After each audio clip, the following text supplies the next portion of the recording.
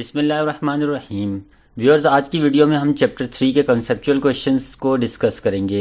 आज की वीडियो में पहले 6 क्वेश्चंस हम देखेंगे। सबसे पहला क्वेश्चन है, अगर एक ट्रेन पर आप राइड कर रहे हैं और उसकी स्पीड इंक्रीज़ हो जाती है तो आपको दूसरी ट्रेन जो है वो पीछे की तरफ मूव करती हुई क्यों दिखाई देती है? तो इसका आंसर है to relative motion between the two trains. जब दोनों ट्रेन्स एक ही स्पीड से मूव कर रही थी तो दोनों एक दूसरे के लिहाज से रेस्ट पर थी। तो जैसे ही हमारी ट्रेन ने स्पीड को इंक्रीज़ किया है तो हमारा जो फ्रेम ऑफ रेफरेंस है वो अब इनर्शियल फ्रेम ऑफ रेफरेंस नहीं रहा।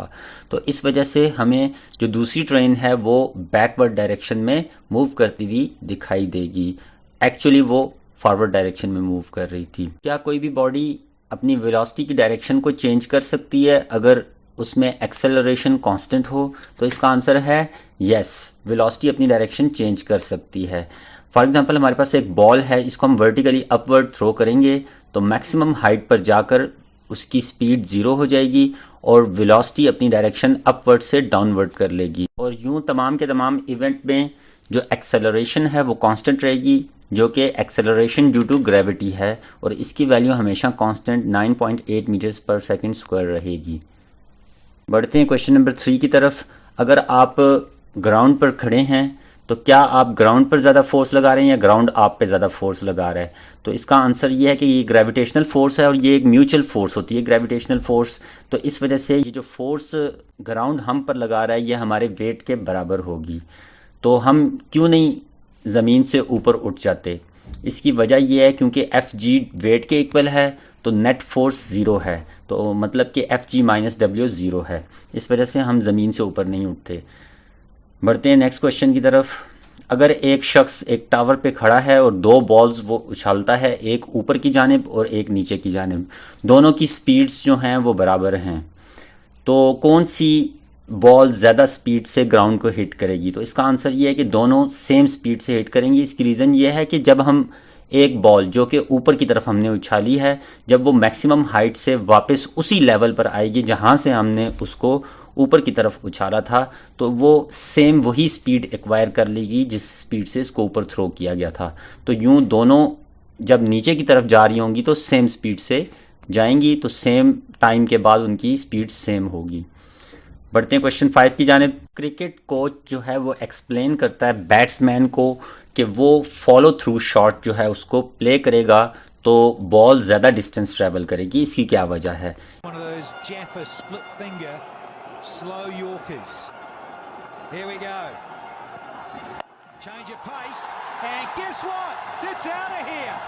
इसकी वजह यह है कि फॉलो थ्रू शॉट से वो ज़्यादा टाइम तक इन कांटेक्ट बॉल रहेगी बैट के साथ।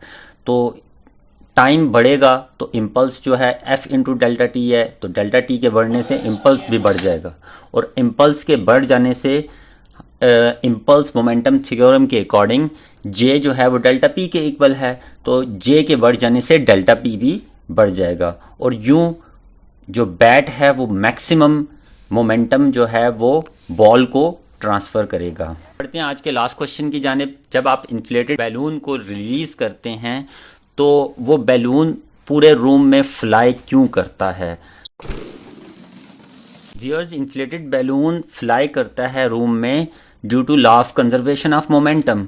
हमें पता है कि इन्फ्लेटेड बैलून के अंदर का प्रेशर ज़्यादा है as compare to outer pressure के, तो जिसकी वजह से गैसेस रश आउट करेंगी, और law of conservation of momentum के मुताबिक जो मोमेंटम बिफोर रिलीज़ इक्वल होगा मोमेंटम आफ्टर रिलीज़।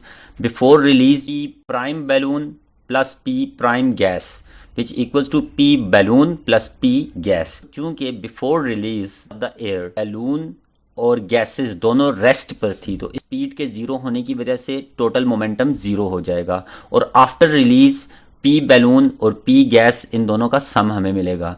तो फाइनली हम ये कंक्लूड कर सकते हैं कि जो मोमेंटम ऑफ द बैलून है वो negative of momentum of the gas है।